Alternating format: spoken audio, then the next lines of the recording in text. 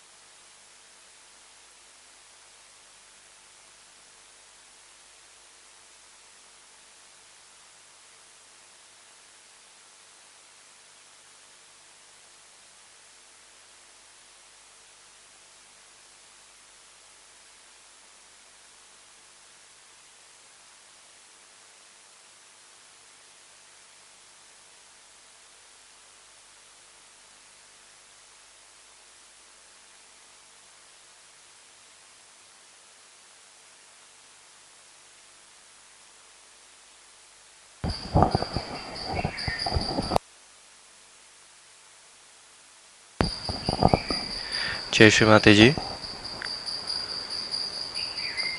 हम सब श्री माता जी को प्रणाम करेंगे और सामूहिक तौर पे कुंडलनी उठा के बंधन लेंगे।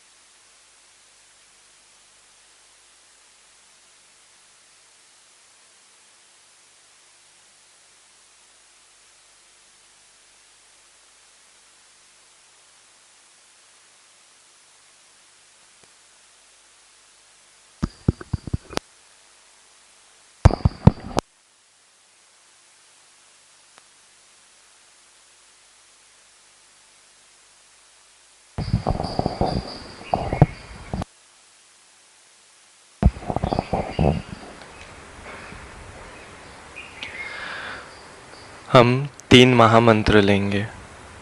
Now we will say the 3 महामंत्रस।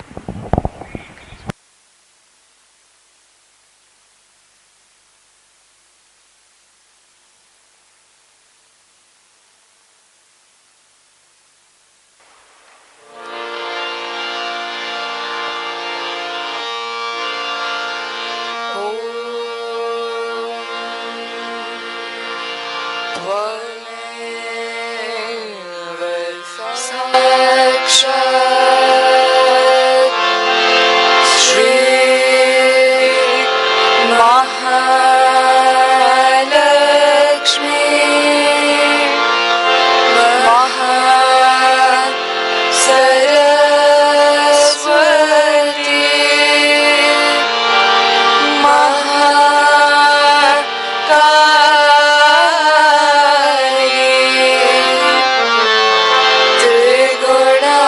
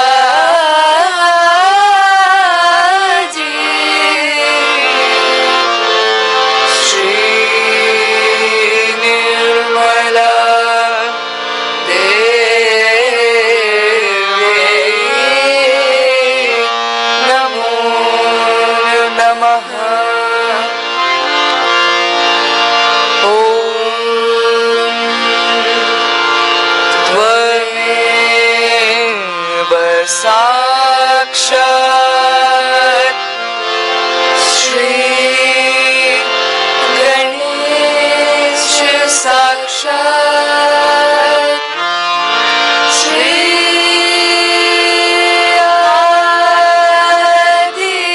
Adishakti माताजी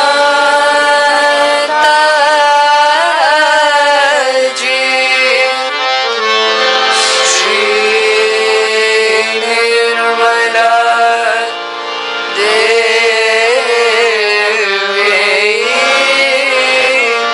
नमो नमः।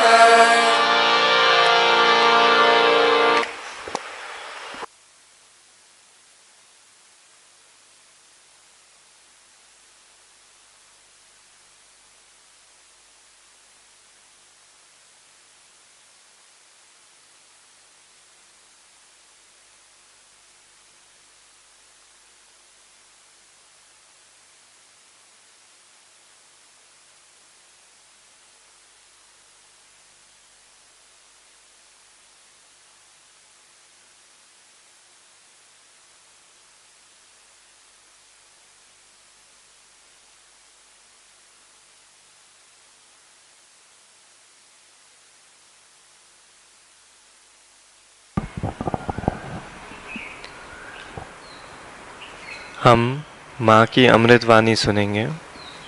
Now we will listen to the speech of Shrimati ji.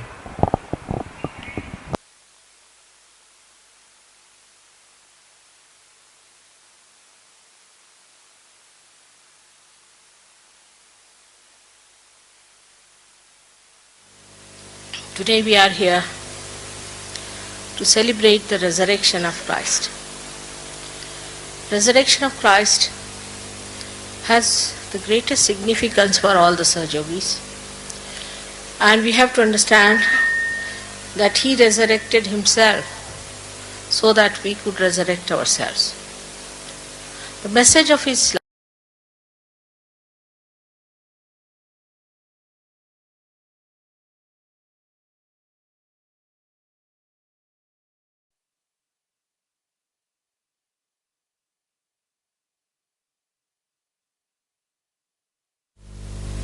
Today we are here to celebrate the resurrection of Christ. Resurrection of Christ has the greatest significance for all the Saj Yogis, and we have to understand that he resurrected himself so that we could resurrect ourselves. The message of his life is his resurrection and not his cross. He bore the cross for us, and we don't have to bear any more. I see lots of people having this drama going on. They are carrying the cross across to show as if we are going to do the job for Christ, as if he has left some work to be done by these people who play a drama. But all this drama is to deceive yourself and to deceive others. There's no sense in playing such useless things to show how Christ suffered. To make you weep and to make you cry, Christ did not suffer. He suffered that you should enjoy, that you should be happy, that you should lead a life of complete bliss and gratitude to the Almighty who has created you. He would never like you to be unhappy. Which father would like his son to be unhappy? So we have to understand that his message of his life, why he came on this earth, to do the greatest job is that of resurrection. If he had not resurrected himself, I could not have worked out Saj Yoga. So we have to be eternally thankful to his life and to him, that the way he did all this difficult task, taking upon himself, that we cannot do. We human beings cannot do it. It's only he being the divine, he being the Om, he being the Logos, he being the Brahma could do it. But now you all have ascended. I can see on your faces Christ writ large on your faces. It's beautifully shining in your eyes and twinkling. He is there within us, in our hearts, in our eyes. And He has resurrected Himself, and He has resurrected you too. But now it is for you to resurrect other people. You can resurrect other people. This is the power, you have got it. Through Him maybe, or through your Kundalini.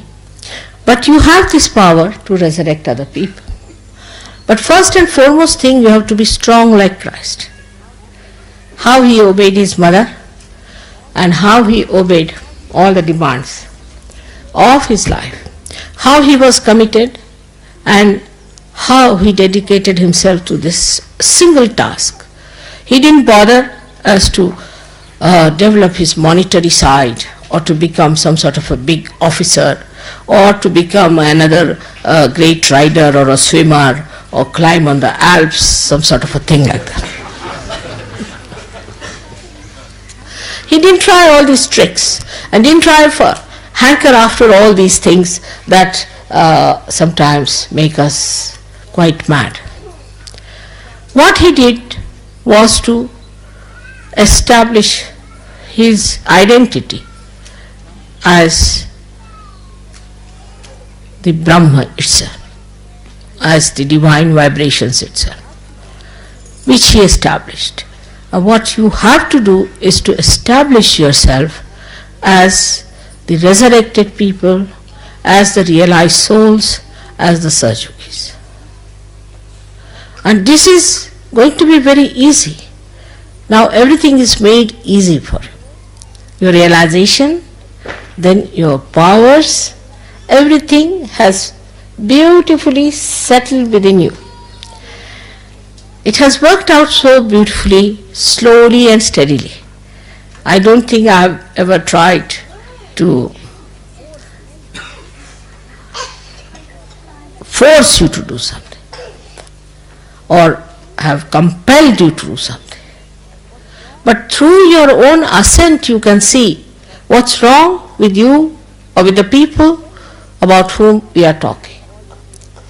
And then you can also know through all these powers whatever is to be known. All that is unknown can be your own, everything. But the attention should be towards your ascent, towards the state. Now ascent is not some sort of a physical process. It is not that you ascend some staircases. It is a state. It's a state of your personality. And there where I always say, excuse me, I think the sun is showing its results. See how the sun listens to me. Can you help me a little bit to take out? Things very hot for me. I don't know what about you people. Just telling me off. Just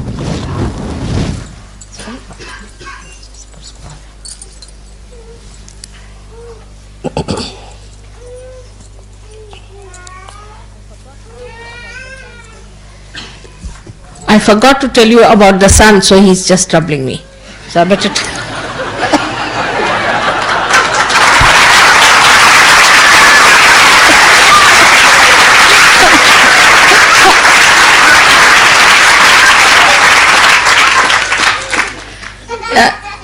they have been telling for the last 1 year, you see, we've been thinking of coming here for this puja. And I was very anxious that we should have the Easter Puja here. But the dates were not very suitable, because those days the moon would be waning. So I thought, how will I do it without the moon? We have to have the moon there, it's important.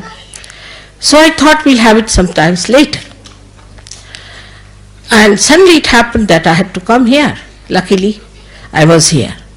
And then on the television for the last 1 week, they have been telling that it's going to rain heavily, it's going to be very clouded, and the temperature is going to be very bad, and it's going to be very, very heavy rains.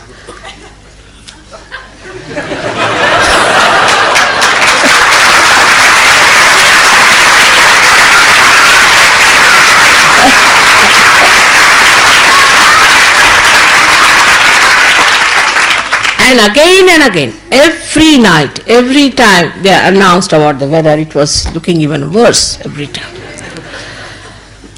So I thought, now what to do?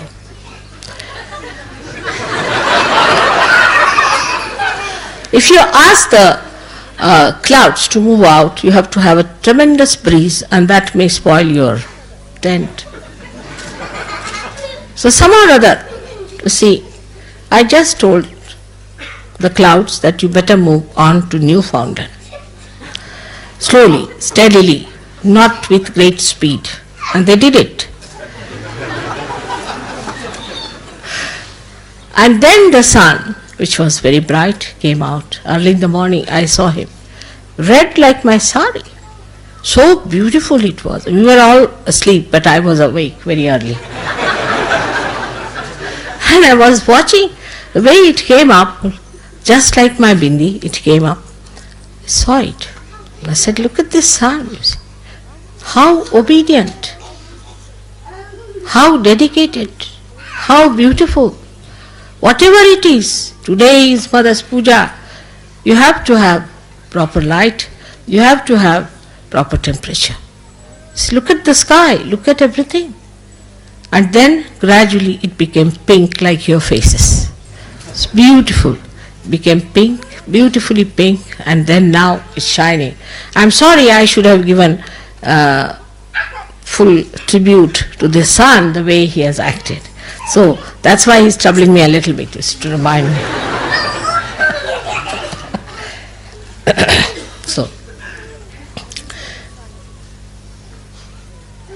as you know, the sun is this Agya Chakra. Christ resides in the sun. And in the body, in the being, he is the spirit. When he is the spirit, he is the moon. And when he acts on the Agya, he is the sun. Now, we have seen in his life that he was absolutely, spotlessly immaculate. He had no defects in him. He was a perfect personality. Then why did he want to resurrect? One can ask. What is in his time is the resurrection. His resurrection is like making the way through the Agya Chakra for all of you to pass through it. He was like the gate, or we should say he was the one who opened the gate for all of you. Because he was so perfect, he had no problems as we have of our chakras, our kundalini. He had no problems. But he was the complete compassion of, in the nature of vibrations. Vibrations became complete compassion.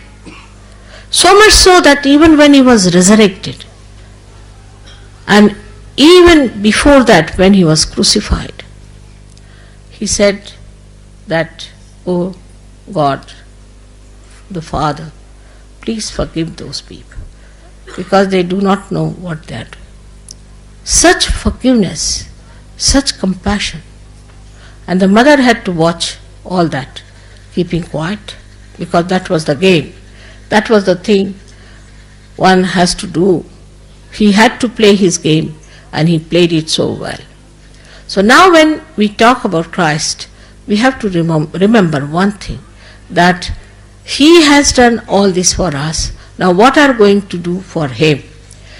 He is the pattern we have to follow. Supposing if that is the pattern we have to follow, then it's not that we carry the cross on our shoulder. That's not the pattern you have to follow. Many people think because he carried the cross, we can carry the cross. Anybody can carry the cross. If you, in India, if you give about 5 rupees to a loader, he can carry a cross across. What is so great about it? What is so great in carrying a cross on your shoulder? It's nothing something great. Any wrestler can do it. Anybody can do it. That's not the point. The point is we have to carry the work of Christ of resurrection. That is what we have to realize. We have to understand the importance of our being, of our lives.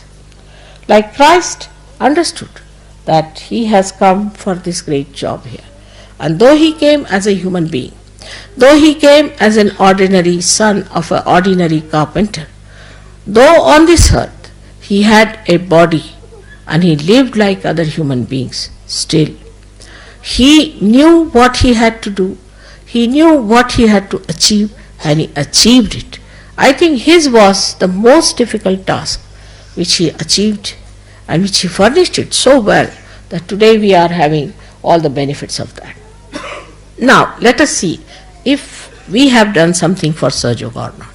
We all should examine ourselves. What have we done for Sahaja Yoga? Not carrying the cross, I mean to say. Some people think when they travel in India and if they carry the luggage of people downward, they are carrying the cross of Christ. That's not the way. It's something very, very serious one has to think about. And that seriousness is how far we have achieved that state. For that, what have we done? And a simple thing I've been asking all of you, you have to meditate every day. All of you have to meditate every day. But somehow, nobody has time to meditate. We are having these watches just to know that we have to meditate. Not for anything else. Our lives are for meditation. You need not spend all your 24 hours, but you have to meditate. Every day you must meditate. If you meditate, your children will meditate. And meditation is such a simple thing for you, made so easy, that all the elements you can see, work it out. All your chakras are made of different elements. And when you clear out with a different style, I mean you know all the methods and the techniques of Sahaja Yoga, with that when you clear out these chakras, when you clear them out, you are absolutely free, absolutely at that stage where you have to be. But if you do not do this much even, is to meditate, is going to be very, very difficult for me and for you to achieve for which you have come on this earth. It's a tremendous task that I have taken over, I know that. But I know how to do it. And you also know how to do it. But the trouble is, you get entangled into your different conditionings. Now by now you must have realized all these so-called religions, in anybody's name, whether it is in the name of Islam, in the name of Christianity, in the name of Hinduism, in the name of Sikhism, all this is falsehood. It has no truth in it. They have all tried to use it for their own purposes. There's only one truth, and that is all these great prophets and all these great incarnations came on this earth for your ascent and not for establishing those religions who are just interested in money. In these religions also you'll find there are people who are either left-sided or right-sided. There are some religions which preach, oh, you should be very, very strict. You should not do this, you should not do that, you should not drink, you should not smoke. There are some who say you should not marry, you should not look at women, you should not look at men. All kinds of restrictions. Even in Hinduism you will be surprised. There are so many restrictions. If you see the amount of superstitions that exist and that are created by Brahmins in India, you'll be shocked. For everything there's a superstition. If you walk with your left hand ahead, that means this. If you walk with your right hand, then that means this. If you sit like this, that means that. Everything, they have made a human being into a machine, and there's no spontaneity about it. All kinds of absurdities there are in Islam too.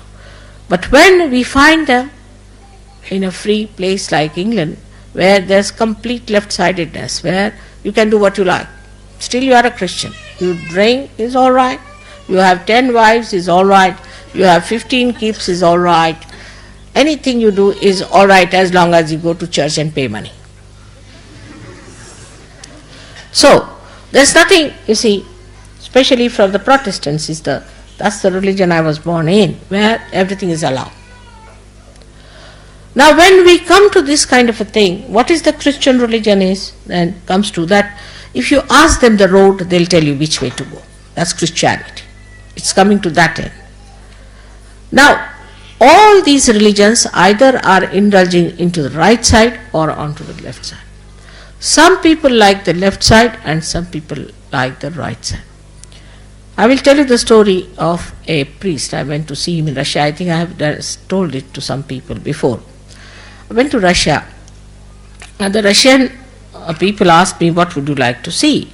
So I told them I would like to go and see some churches. He says, all right, very good, we'll take you to a church. So they took me to a church and it was about that Greek Orthodox church, you see, and a black order which is supposed to be the highest. I don't know how they call it. So went inside. The priest said, all right, today I'm sorry, you see, we cannot offer you meat because our fasting is there, but we'll have lunch. So we had a very sumptuous lunch and all that. But the priest was only busy drinking because it was fasting, so drinking is allowed according to them. So he was drinking and drinking and drinking. He drank so much that he forgot that we were there. We were supposed to be VIPs. You see, just lost himself into drinking. So we thought better now have an honorable retreat, you see. So we got up and walked out of that place, and this fellow didn't even come to wish us. And these officers, the Russian officers, didn't drink, didn't do anything, and they were laughing and laughing. He said, see now, this is Christianity. That's why we didn't want to take to Christianity. So I said, but see, that's not Christ. They said, that's true, but what is these people are saying, is it Christianity? I said, it's not. Now, this gentleman, you see, was supposed to be the highest person in spirituality living in Russia. So they told me a story about the Tsars. You see, Tsars wanted to have some religion because they thought everybody is having a religion, we have no religion, must have some religion. So they sent for some people, and the people who came forward were Catholics to begin with. So the Catholics said, all right, you can drink in Catholic religion. I don't know how they got this idea, but it's all right. Catholic religion you can drink, but you cannot have more than one wife. The Tsar said, no, that's not possible. We have to have many Tsarins, you see, for different purposes, so we can't have that religion. So they cancelled it. So then the Islam, you see, that time I think there were no Hindus available. Thank God. They had the Islam people went, and the Islamic people said that, no, all right, you can have 5 wives, it's all right, but you cannot drink. They said, that's impossible. How can we follow Islam? That's not possible. So it's cancelled. So these Orthodox people, Orthodox, you see, the word Orthodox, remember that, they came. They said, no, we are just in the center, you see. We don't mind if you drink, we don't mind if you have many wives, we don't mind. Only thing is, you have to pay us well. Tsar said, all right, that's good, let's have this religion. And that's how they had this religion there. So this is the situation of the religion today. All these religions have become sort of deformed statues, good for nothing. So now the inner religion within us is the Sahaja Dharma, which has to be fully followed. Now I told, say in India, that now you are all become Sahajas. The story is like this, that there was a villager who became Christian. So he came down to Allahabad to become Christian. So he told them that you have to give me a big name because now I'm Sahab, you see, I'm become Englishman, so you better give me a big name. So what name you want? They said, give me the name of Alexander the Great. So they called him Alexander. But his name was Blondie, you see.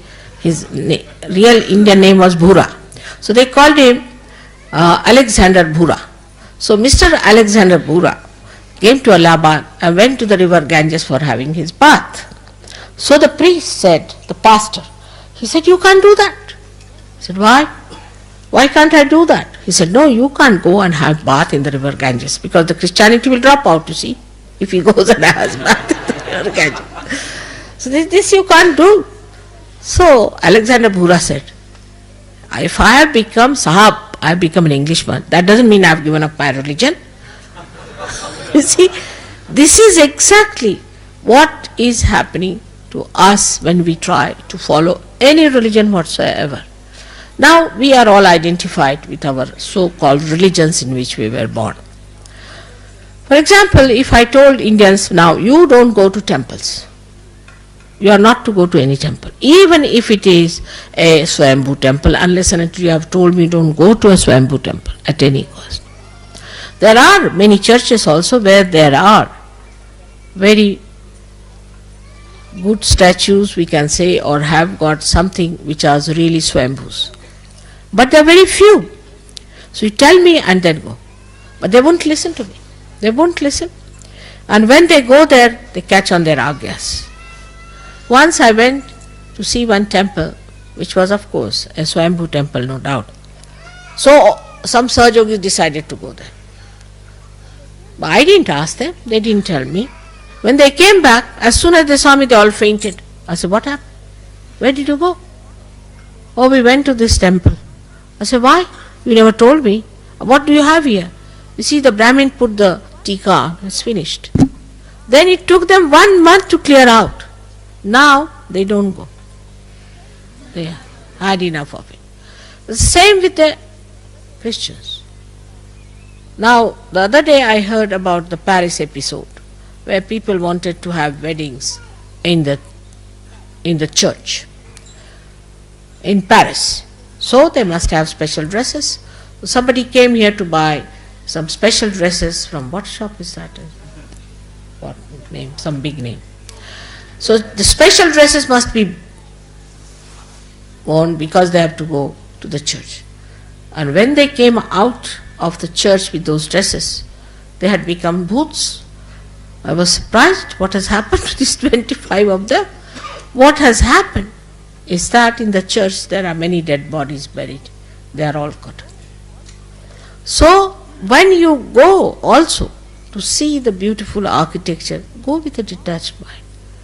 Don't think that you belong to that church. Don't belong to any church. You don't belong to any temple. Don't belong to any one of these forms. Then only you will ascend.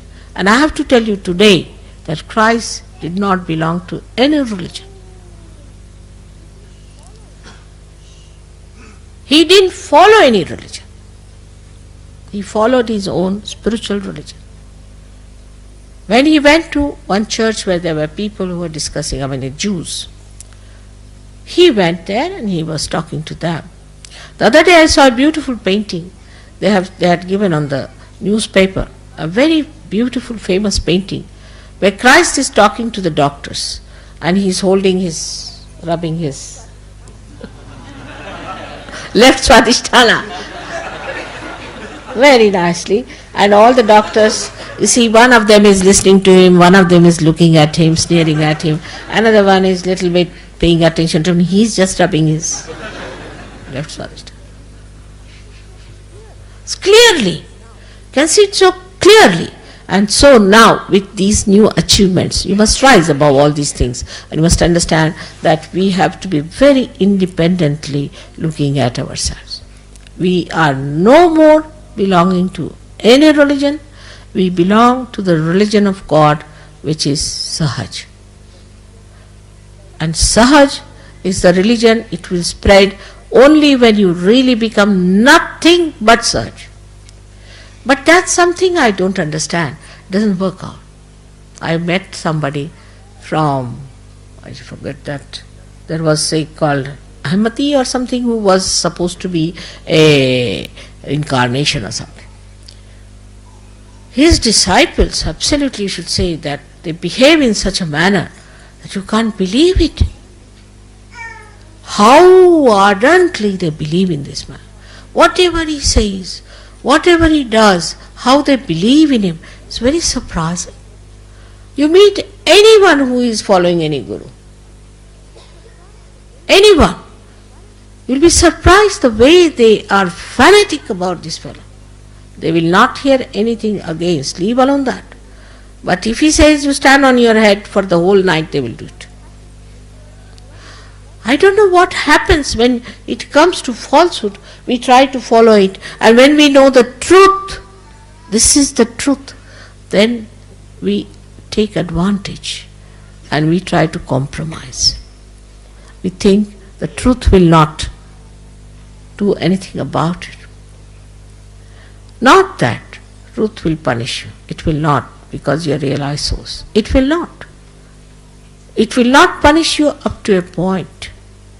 But remember that Ekadasha is absolutely working at the same time. If you do anything wrong, like these people went to the church, they were all caught. Now they may say that, Mother, why should we be caught? We are Sahajogis. Because you are vulnerable. You are vulnerable. Yet you have not reached that stage. If you reach that stage, then when you go there, all the church people will come out of the church and run away. They will start shaking before you. They will not know what has happened. I have seen when I enter into any church, all the candles start going chak chak chak chak chak chak chak. And people start wondering what has happened. Even when they are having a dinner or something and there is a candlelight dinner, I am surprised the way every candle starts flickering. And people start looking because the booths are sitting before them, you see. So the candles immediately show that these are the booths sitting here. With all this knowledge that you have, the light you have within yourself, by which you are enlightened, still if you are going to these left and right sided things, is very, very dangerous. We see that also today. I must tell you about the part that is politics. In politics also these people have developed two types of theories. One is left-sided, one right-sided. The left-sided theories are democratic, where you can indulge into anything you like. It's an individual that is important. The individual indulges into everything and you should not stop him from doing whatever he likes. He's an individual. So he has a right to cut his nose, he has a right to cut his eyes, to do what he likes. An individual is allowed to do what he likes to do, and then what happens? That we find this democracy becomes a demonocracy. Everybody is a demon.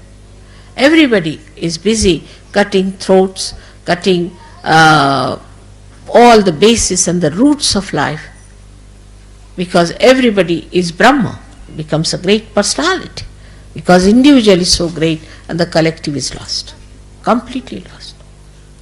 But on the other side, where it is more discipline, more aggressiveness, more controls and everything, is the right side, which we can call as communism, where people are controlled all the time.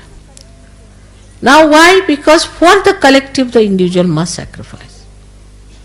In that case the individuals become weak, and if the individuals are weak, then the collective cannot be strong. It cannot be strong. Individual have to be strong. For example, you will see that the people who come from communist countries, they drink more than people who can drink here. Or those who come, say, from Islamic countries where they don't touch anything, can drink more than even Sardarjis. So you can imagine what is the situation of human beings is, that out of fear if you try to control him, he goes to the right side. But he is in no way perfected. He is not transformed. He doesn't accept the situation. He doesn't become that. He doesn't have that power to control himself. He doesn't get over his sinning aptitudes. He is still there. As soon as he gets a chance, he falls into it. So that fails. So the individuals are weak in that case. And where there is complete abandonment, do what you like, live the way you like, indulgences, all kinds of things. So you find, every day you see and you say, oh God, this is a decadent society, this is happening.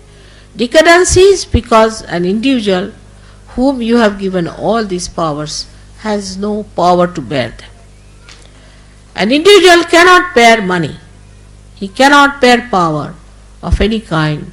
He cannot bear love. He cannot bear kindness.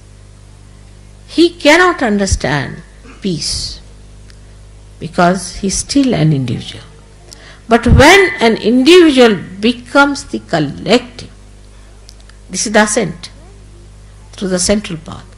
When he becomes the collective, in his strength, he strengthens the collective, and also the collective looks after, protects and guides the individual. This is what Sahaja Yoga is. So the politics of Sahaja Yoga is that you have to become the collective personality. And there where we feel that still we are something great, we are different, we are Indians or we are from England or from France, still if you are identified, then you are not collective.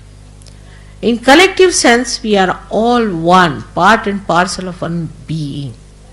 Then you are really acting as collective being, and you are one with the divine, where the sun is looking after you, the moon is looking after you, the winds are looking after you, all the Mother Earth and all these elements are working, ether, everything is working for you, and you are so well protected and blessed by the special quality to enjoy the joy. Then you really become sensitive to that joy. When you are one with the whole. Like if supposing this finger or this finger is not one with the whole, is numbed out. As it happens in leprosy, what happens? That this finger becomes numbed out. Even if a rat eats it off, we don't know. Because there is no connection, no nerves acting, it's insensitive. In the same way, if you are not collective and not bothered about collective, you are going to be dropped out. You are not going to be there to enjoy the beauties of your own glory and that of the collective. So one has to understand that we have to be strong ourselves, we have to ascend, and we have to be collective. It's very easy to find out faults with others. Very easy to find faults with the leaders. Very easy to find faults also with Sahaja Yoga, sometimes with me. Better find faults with yourself. The rest I'll look after. First you just find faults with yourself and try to understand others and love others and enjoy the company of others. This once you decide that we have to enjoy, I tell you, it's so spontaneous. Just this decision, this faith within you that I am going to enjoy now my spirit. I am going to enjoy the collective within me, that's the spirit. Just this decision itself will give you the power to enjoy. But decision should be firm. No hypocrisy, no playing games, no ego, no conditioning, nothing. Just pure desire within us that we have to be the spirit. And the spirit which is the collective being within us. I hope today on this day of resurrection, we have to be thankful to Christ very much for showing us the way. And also we have to be very much concerned and alerted about ourselves. Where are we? Where do we stand? What are we up to? What are we doing? What is our responsibility? What is expected of us? Why all these blessings are given to us? There is no sacrifice in such work. No sacrifice. Nobody wants you anything to commit or to do or to membership or anything like that. I think it's my commitment, as I said, that God has the commitment, but you also have one commitment, that your desires should be pure. That's the only thing, that let my desire be pure. No impurities of any kind should work it out. As Christ had his desire so pure, and that's what he achieved, I'm sure you all can achieve a lot in your life. Today is my 65th birthday. Now imagine, I'm 65 years of age.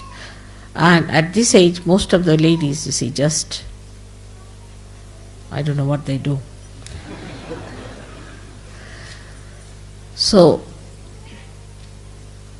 now you must come up and work out everything as far as possible, thinking that we all have to stand up. Now the children are coming up. They are also going to stand up. You are all looking younger to me and younger to me. Every day I see you look younger. Sometimes I don't even recognize you the way you look younger. And I think, is he the son or is he the father?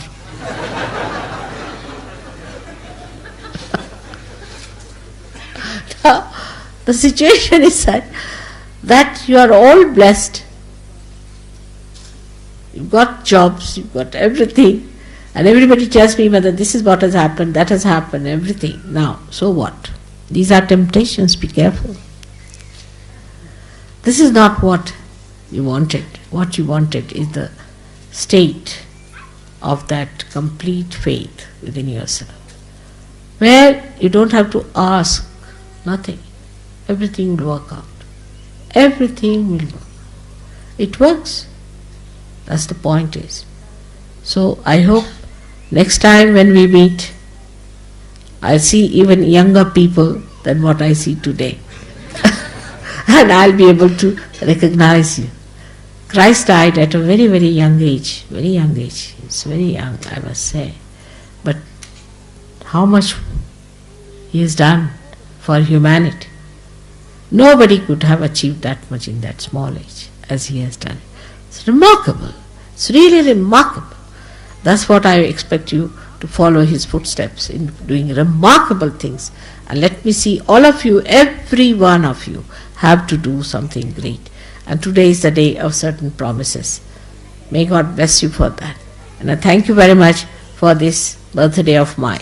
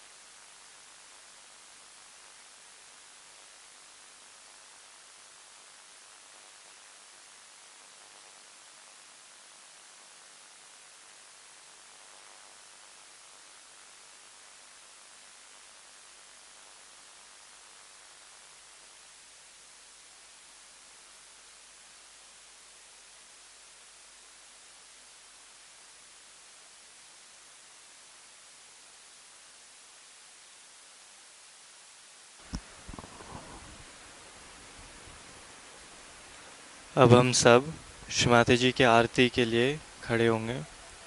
We will all now stand up for Shrimati Ji's Aarti.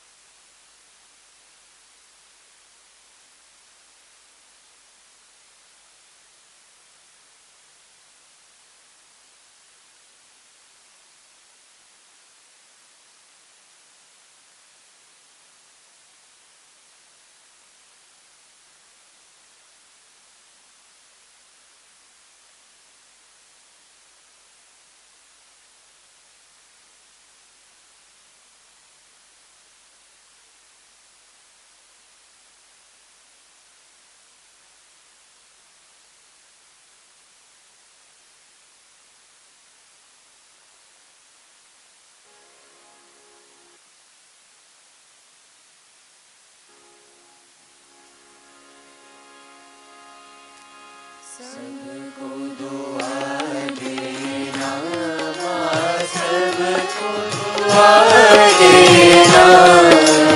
जय निर्मल माता जी, जय निर्मल माता जी, दिल में सदा रहना, माँ सबको दुआ देना, सबको दुआ देना, माँ सबको दुआ देना।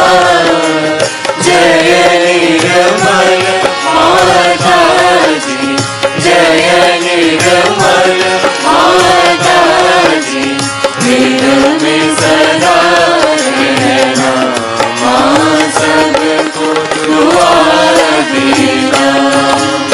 जग में संकट कारण कितने अवतार, माँ कितने अवतार, विश्व में तेरी महिमा, विश्व में तेरी महिमा, तू गंगा यमुना, माँ सबको दुआ देना, सबको दुआ देना, माँ सबको दुआ देना।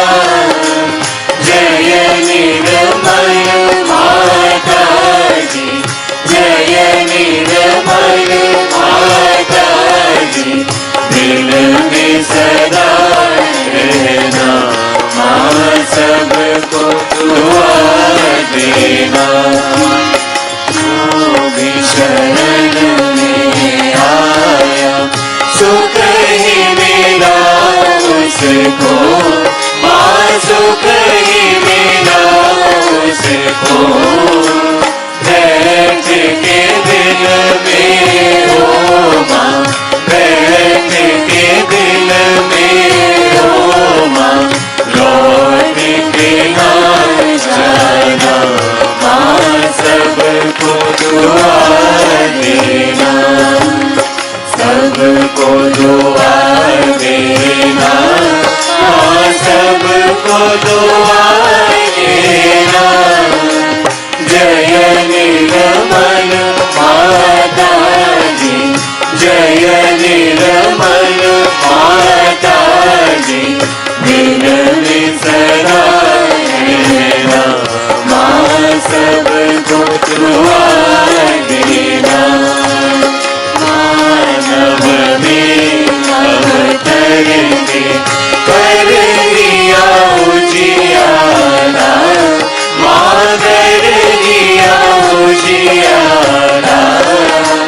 कलयुग में आया है, कलयुग में आया है, फिर भी पहचाना, माँ सबको दुआ देना, सबको दुआ देना, माँ सबको दुआ देना। जय निर्मल माता जी, जय निर्मल माता जी, दिल में सदा रहना, माँ सबको दुआ देना। संत जनों की धरती है भारत माता, माँ है भारत माता। इस धरती पर आकर, इस धरती पर आकर, दुख से दूर करना, माँ सबको दुआ देना, सबको दुआ देना, माँ सबको दुआ देना। जय निर्मल माता जी, जय निर्मल माता जी, दिल में सबको दुआ देना। जब दिन भी आए तब मधुर संगीत सुन लो, माँ मधुर संगीत सुन लो। होए सके जो सेवा, होए सके जो सेवा हमसे करा देना। माँ सबको दुआ देना, सबको दुआ देना, सबको दुआ देना। जय निर्मल माता दी, जय निर्मल माता दी, दिन में सदा रहना। माँ सबको दुआ देना, माँ सबको दुआ देना, माँ सबको दुआ देना।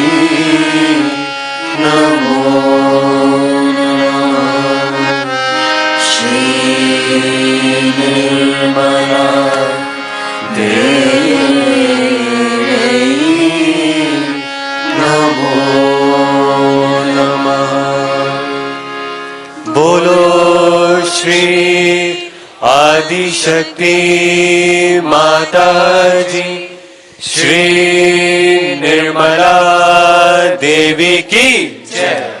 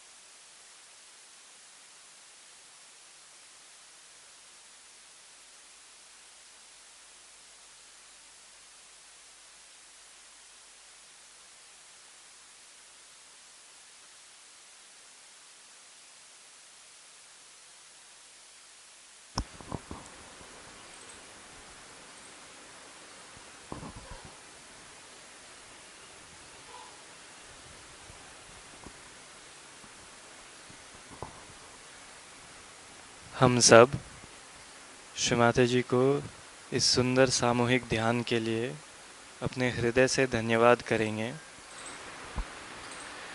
We will all thank Shri Mata Ji from the bottom of our hearts for this beautiful collective meditation. Shri Mata Ji को नमस्कार करते हुए कुंडलनी उठा के बंधन ले लेंगे. We will offer our pranams to Shri Mata Ji, raise our kundalinis and give ourselves a bandhan. Jai Shri Mata Ji.